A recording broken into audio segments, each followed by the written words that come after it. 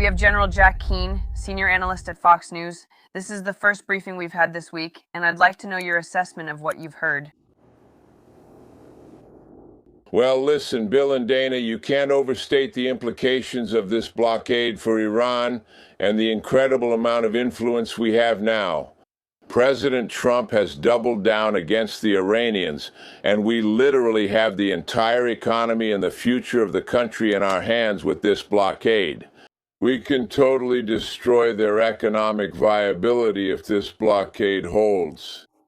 And the negotiations we saw at the beginning of the week and last weekend, compared to where we are now, are very, very different. I would expect that at some point the Iranians will give in and deliver most of what we want, and we should get everything. Certainly we remove the enriched uranium.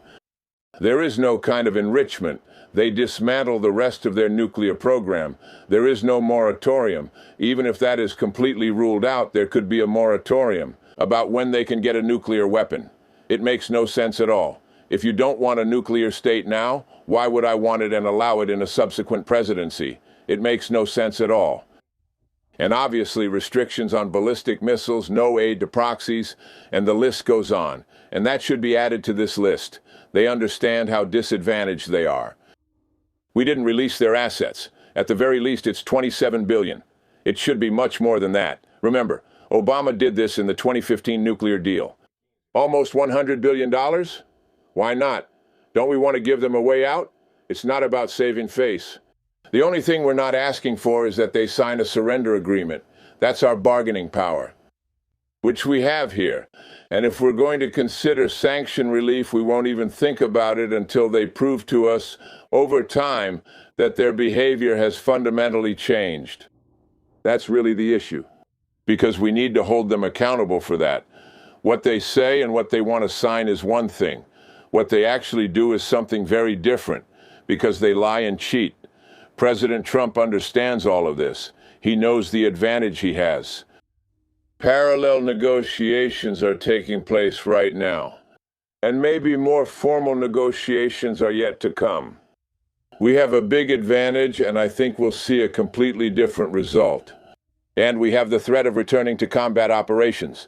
I don't think it should be postponed. They've wanted this from the beginning, because the ceasefire allows them to rebuild their leadership, communicate well again, and try to restructure, supporting the military so they can try to be more effective and protect themselves better than they've managed to do so far.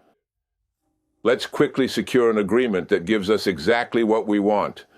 Right, that's a lot. What I would add, General, is that the ceasefire expires on Tuesday according to the current schedule. That's how it's set up. We heard details from Colonel Joe Buttino shortly before we went on air.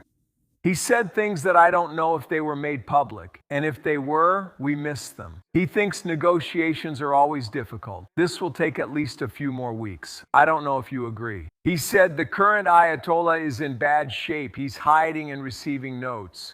Can you confirm with the people you've spoken to if this is the reality of the Iranian leadership today? Actually, saying that the Iranian leadership is fragmented is certainly an understatement.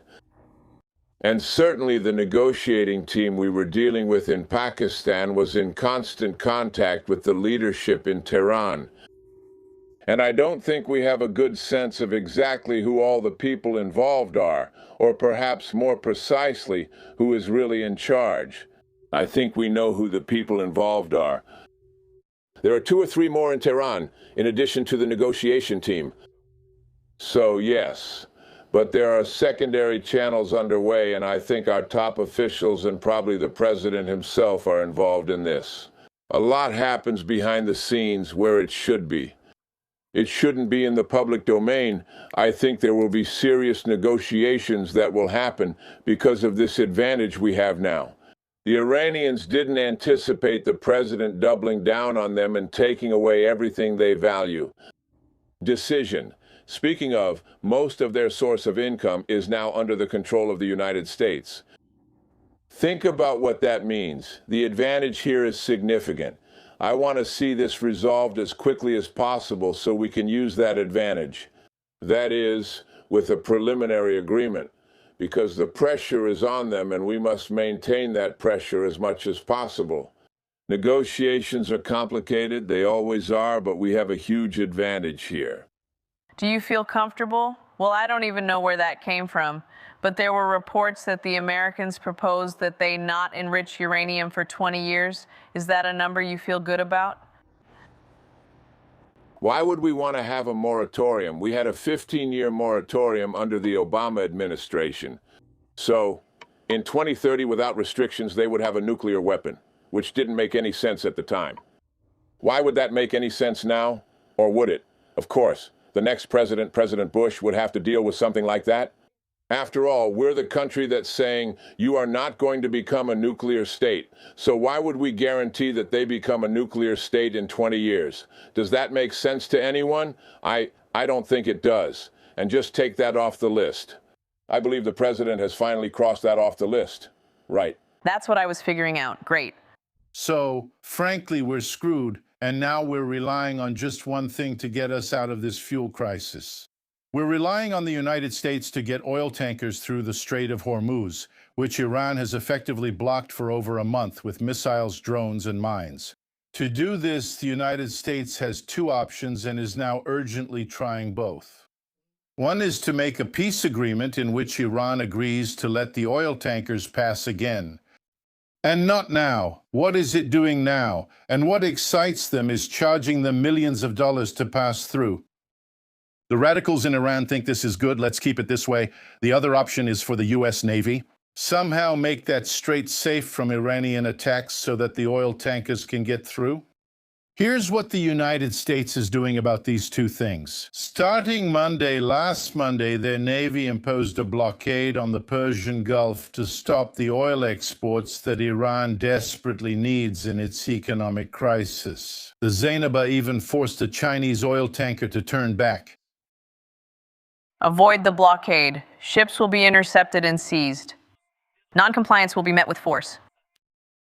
This puts immense pressure on the Iranian economy, but it remains to be seen whether the regime cares about its collapse. It has already proven that it prefers to kill its own people rather than lose power. Does it care if inflation goes over 100? Meanwhile, the U.S. is preparing to clear the strait and escort ships, which is dangerous, but it works.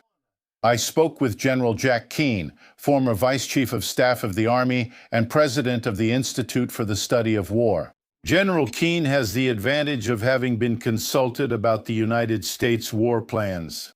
General Jack Keane, it's a pleasure to see you. The U.S. Navy began blockading Iranian ships or any ship coming from Iran on Monday. And that's obviously to deprive Iran of revenue from oil in particular. This is a late change in tactics. I think what happened here was that President Trump actually decided to double down against the Iranians for a few reasons. They closed the Strait of Hormuz, and no progress was made in the negotiations regarding a final agreement. These plans are already being developed, which is dangerous. As for oil, this is obviously something we frankly should have done as soon as the Iranians closed the Strait of Hormuz. We frankly should have done this, but now it's underway. And it's so that our audience and viewers really understand this clearly. This will bring Iran to its knees. As a direct result of this, I truly believe there will be very, very big concessions here. 90% of their oil and the overwhelming majority of all their revenue has now been cut off. And our estimate here is that Iran is on its knees. Understand, on its knees. That's $450 million a day in revenue. About $13 to $14 billion a month.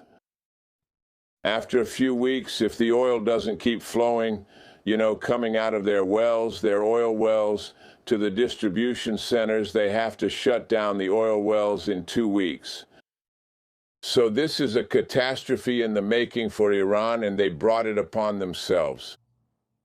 I really hope that some major concessions will be made by them. The ceasefire ends at the end of this week, and from what I understand, and I have very good sources, the president is not going to grant an extension. No, he's looking for a major concession here, or else we're going to restart. I agree with you. Too bad the blockade didn't happen earlier. I don't know if they had ships available since they were conducting major military operations at the time. But do you think the Iranian regime would really collapse? Because she really doesn't care about her people's suffering, she cares about power. And the other point is, you mentioned a few weeks ago the true face of the crisis. Does Zua really have time on his side, considering all the pressure coming from the international community? To solve this, to let the oil pass through the Strait of Hormuz again? Yes, well, the second phase of the blockade is a different operation. And the orders have already been given to Admiral Cooper, who is in command of the theater of war. And he is the geographic commander-in-chief in the field combat commander, which we refer to as Central Command. And he has already started some initial phases of this, and his mission is first to clear the Strait of Hormuz of mines. And we were practically doing that as we spoke. Second, to ensure the security of the area. And then third, to bring and escort ships through there. The plan is to eliminate long-range systems that could target the Strait of Hormuz, such as anti-ship missiles, drones, and other types of shoulder-fired missiles. And we've been working on that constantly, and we've shot down and destroyed several of their fast boats. We haven't eliminated all of them because they're definitely hiding them. But, well, every time they try to move one, we take it out. We have a huge presence. And when we get the ships through safely, yes, it's a narrow space. But the ships don't take up that much space when you think about a few ships. Escorting, following, maybe a few ships among them. The space that the ships occupy near Iran, which are now within range of its weapon systems, so they can fire, attack Iran, or defend Syrian bases in Israel. We have several ships and 2 aircraft carrier groups there. They've been shooting at us for weeks, but haven't hit any. So we have the ability to defend those ships, and we feel pretty confident after speaking just now with the officer in charge.